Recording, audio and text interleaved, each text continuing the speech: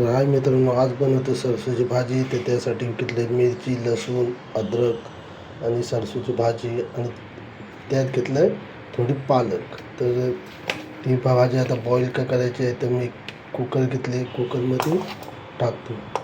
कुकरमध्ये टाकल्यावर त्यात मी टाकणार आहे लसूण, अद्रक आणि मिरची. तर बघू शकता.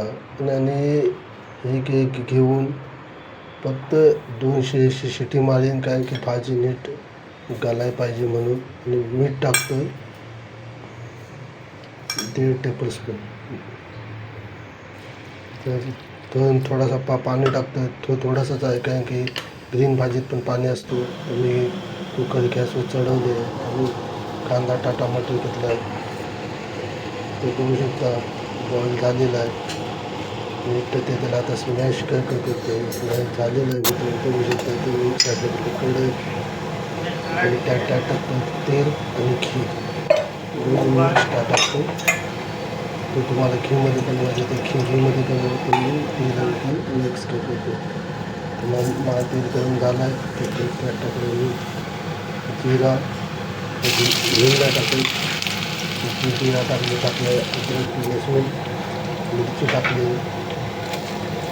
आणि कुठे टाकतो कांद्याने नीट भाजून घ्या. तो बघू शकता कांद्याने भाजी झालं, ते त्यातले टाकले टमाटर, वाटणी मीठ टाकलं, मीठ त्या बाकीच्या भाजीत पण मीठ टाकलं, तर पूर्ण मीठ थोडा तुमच्या टेस्टनुसार टाकलं.